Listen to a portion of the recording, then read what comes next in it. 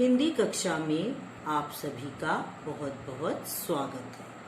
आज हम पाठ 4 मैत्री गान एक कहानी है जो इरा सक्सेना द्वारा लिखी गई है, उसे पढ़ेंगे।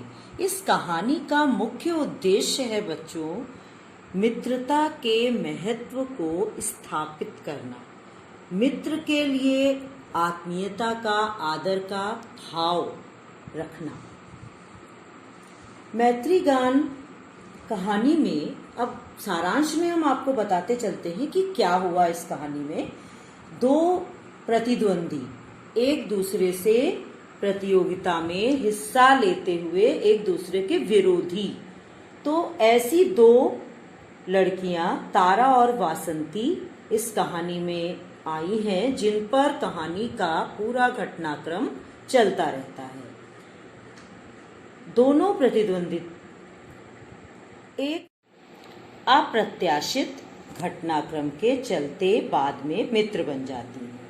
तारा और वासंती चेन्नई में आयोजित अंतर्राज्यीय विद्यालय सांस्कृतिक समारोह में भाग लेने आई थी। तारा उत्तर प्रदेश से आई थी और वासंती तमिलनाडु से। अपने अपने विद्यालयों का दोनों प्रतिनिधित्व कर रही थी।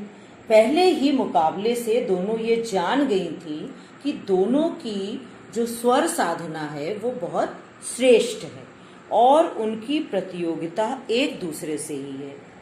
प्रतिद्वंदिता का भाव जागने पर दोनों एक दूसरे को अनदेखा करने लगी।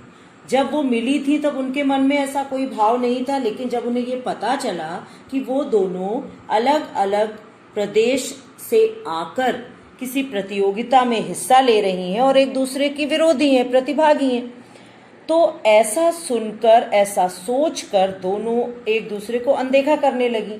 प्रतियोगिता से एक दिन पहले सब महाबलीपुरम घूमने गए।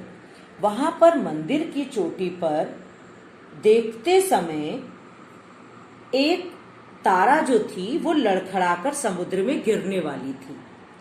अब ऐसे में वासंती ने समय पर पहुंचकर उसे बचा लिया। इस घटना ने तारा के मन को बदल दिया। जो उनके अंदर विरोध का भाव था वो खत्म हो गया। वासंती के प्रति विरोध भाव दूर होकर मैत्री भाव जाग गया। दोनों के मन में मित्रता का भाव जाग गया। तारा ने निश्चय कर लिया कि अब वह अपने मित्र को जिताने के लिए गाएगी। कभी आपने ऐसा सोचा है कि कोई प्रतियोगिता हो और आप अपने मित्र को जिताने के लिए खुद हार जाएं? पर इस कहानी में देखिए कितना अच्छा उदाहरण दिया है। प्रतियोगिता वाले दिन दोनों ने ही बेहतरीन गाया। निर्णायकों ने प्रथम और द्वितीय स्थान के लिए विजेता का निर्णय करने हेतु दोनों को एक एक गीत और गाने को कहा। इस बार तारा ने वासंती को जिताने के लिए तमिल गीत गाया, वही वासंती ने मैत्री भाव रखते हुए हिंदी गीत गाया। इस बार भी निर्णायक प्रथम और द्वितीय का निर्णय नहीं कर पाए और दोनों को विजेता घोषित कर दिया। तो बच्चों, आपने क्या देखा कि आपस में प्रतिद्वंदी होने के बावजूद भी दोनों लड़कियों ने जब अपने आपसी मित्रता के भाव को निभाने का काम किया तो दोनों अपनी स्वर साधना में इतनी श्रेष्ठ होते हुए भी ये सोचती रही, वासंती ये सोचती रही तारा जीत जाए और तारा ये सोचती रही वासंती जीत जाए, और इस तरह अपनी सहेलियों को विजयी करने के भाव से उन दोनों को ही विजेता घोषित किया गया। तो इस कहानी से आपने मैत्री गान, जैसा कि शीर्षक है, मित्रता के भाव को जागृत करना और अपने मित्र के प्रति आत्मीयता का भाव रखना, ऐसा आपने इस कहानी के माध्यम से सीखा।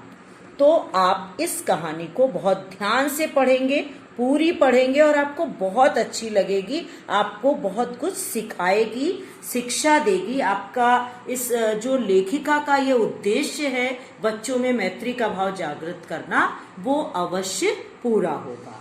तो अब हम शब्दार्थ पढ़ते हैं और कठिन शब्दों के अर्थ समझते हैं।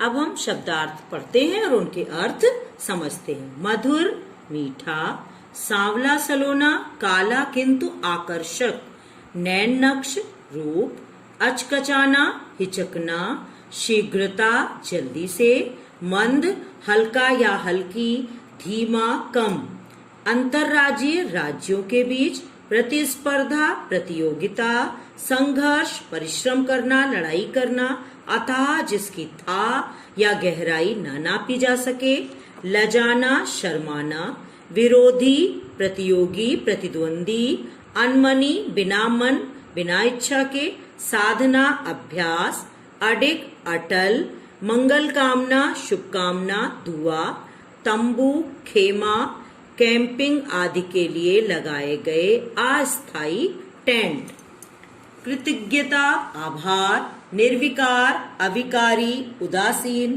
प्रतिनिधित्व नुमाइंदी, आरंभिक प्रारंभिक शुरू के, विस्मित या स्तब्ध हैरान, सद्भाव अच्छी भावना, असमर्थ अक्षम अशक्त, कंठ गला, आनंद विभोर खुशनुमा, मुग्ध होना, प्रतिद्वंदी प्रतियोगी, मंत्रमुग्ध सम्मोहित जड़वत, आश्वस्त निश्चिंत, असमंजस दुविधा उलझन, दलील तर्क देना, सर्वश्रेष्ठ सर्वोत्तम, पदवी ओहदा, मान को ठेस लगना, प्रतिष्ठा कम हो जाना।